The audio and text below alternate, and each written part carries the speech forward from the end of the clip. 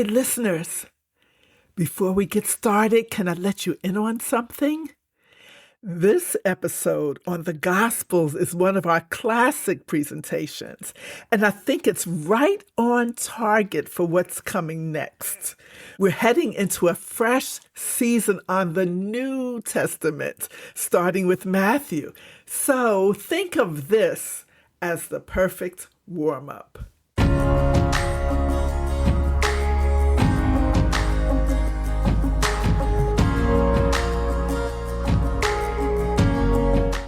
Hi, everybody, and welcome to our first-time listeners. I'm curious. Have you ever asked these questions? What are the Gospels? What's in the Gospels, or who wrote them? If so, then you're in the right place. Stay tuned to this episode of the Bible Basics podcast, where we'll answer those questions and more. So grab a comfy chair, a cup of tea, or whatever you like, and we'll get started.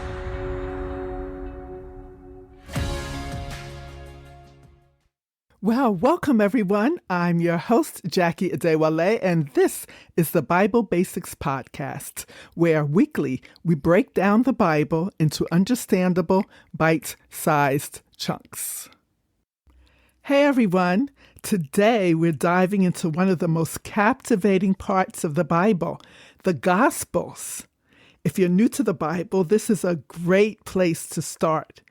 We'll cover what the Gospels are, the content of the Gospels, and who the authors were. And hang on to the end where we'll throw in some tips on reading the Gospels. Let's start with the basics. What are the New Testament Gospels? Well, gospel means good news. The first 4 books of the New Testament are called the Gospels because they record the good news that a way of salvation had been opened to all mankind through the death and resurrection of Jesus Christ. These 4 books are called Matthew, Mark, Luke, and John. They each provide a unique perspective on the life and teachings of Jesus Christ. They also chronicle his sacrificial death, resurrection, and ascension into heaven. Each gospel was written for a different original audience and by a different author. The Gospels were written in the decades immediately following the death and resurrection of Jesus. The first 3 Gospels, Matthew, Mark, Luke, and John, were called synoptic. That's from a Greek word meaning to see together. In a previous episode, I mispronounced this word. I pronounced it synaptic. So don't be like me. The proper pronunciation is synoptic. And these Gospels follow the same general order of events. They contain some of the same material and deal largely with the ministry of Jesus in Galilee. The 4th Gospel, John, contains a different selection of events. It narrates chiefly the work of Jesus in Judea and interprets his life more from a theological standpoint than the others do. However, these differences between John and the Synoptic Gospels are not contradictory, but complementary.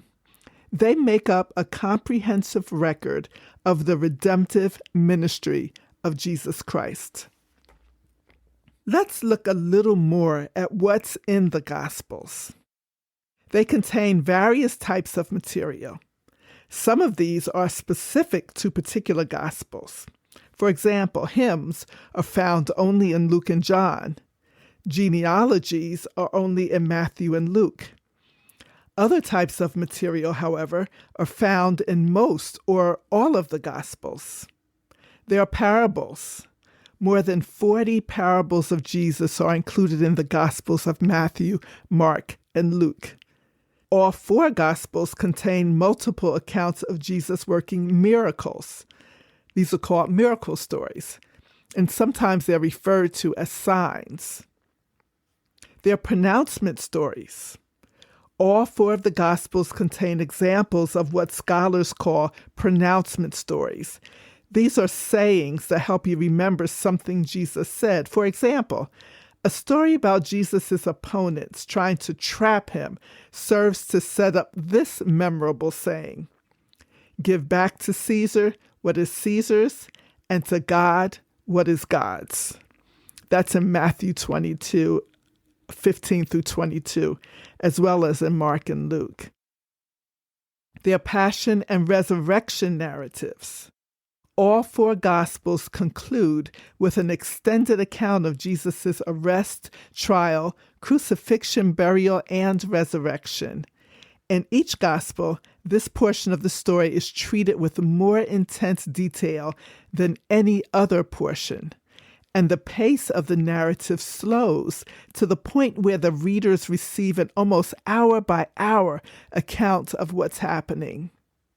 The Gospels are eyewitness accounts of the life of Jesus. The authors, Matthew, Mark, Luke, and John, were either disciples of Jesus themselves and accompanied him during his years of public ministry, or they were a close associate of disciples and drew upon their eyewitness accounts. Now let's meet those authors. We're going to imagine them as great artists producing masterpieces depicting Jesus Christ. First, let's look at the Gospel of Matthew. Imagine it as a majestic portrait of Jesus as the King.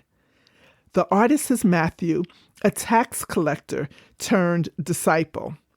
He meticulously records Jesus' teachings and their connections to the Old Testament. He quotes more than 60 times from the Old Testament prophetic passages. He emphasizes for his Jewish Christian audience that Jesus is the fulfillment of Old Testament prophecies regarding the coming Messiah and King. Now let's move to the Gospel of Mark. Mark was a close companion of the disciple Peter. His audience was Gentiles, specifically Roman believers. He presents Jesus as the suffering servant of the Lord, sent to serve and not to be served. He focuses on the humanity and deeds of Jesus. His painting is a whirlwind of action and movement.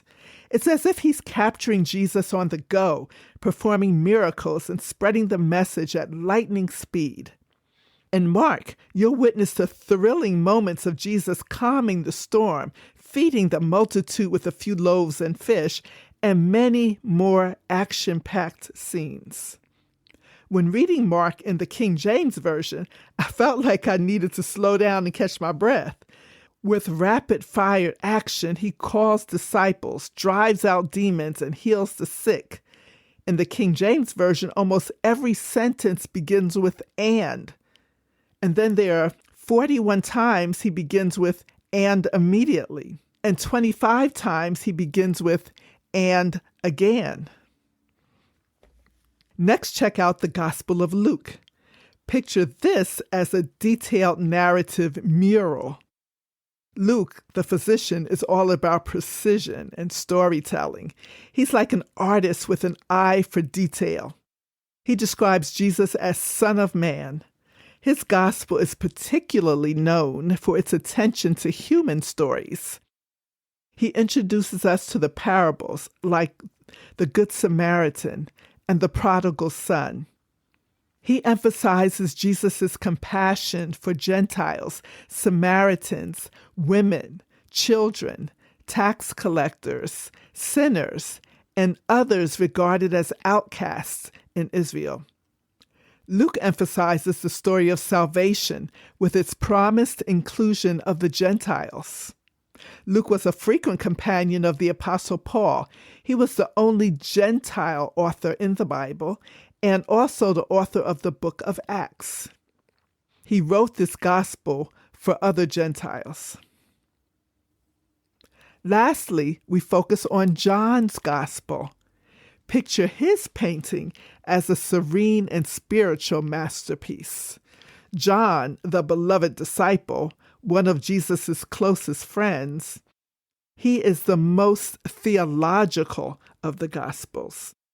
He invites us to explore Jesus' divinity and the profound nature of his teachings that reveal that Jesus is the Son of God. In John, you'll dive into deep theological waters with passages like, I am the way, the truth, and the life, and the profound interaction with Nicodemus. John clearly states his purpose in chapter 20, verse 31, where he says he is writing so that you may believe that Jesus is the Messiah, the Son of God, and by believing, you may have life in his name. All right, now that we know what the Gospels are, what's in them, and who wrote them, let's get practical.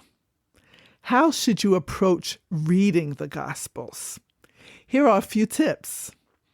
I'll include these in the written episode description for your future use.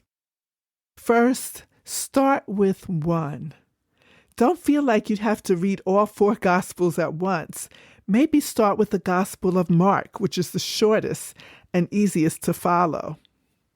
2, read slowly. Take your time. The Gospels are like a treasure chest. The more you dig, the more you'll discover.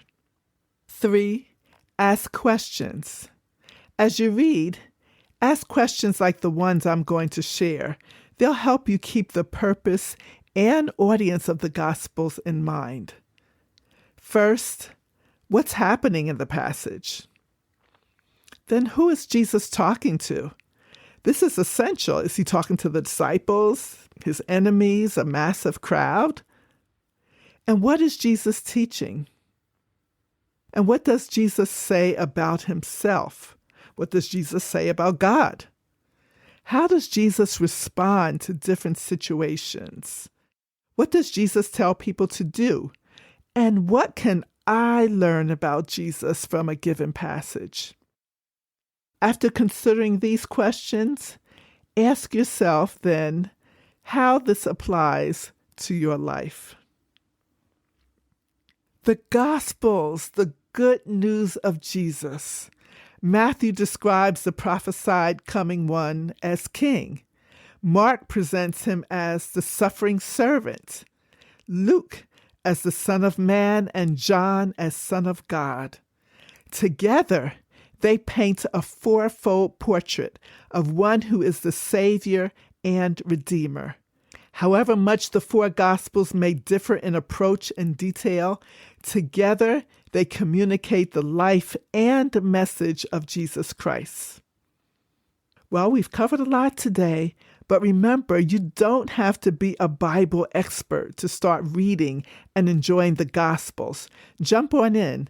Consider the tips I shared. If you have any questions or want to delve deeper into any gospel, drop us a line at info@bible-basics.org. Until next time, keep exploring the Bible, and may your journey be filled with discovery and inspiration.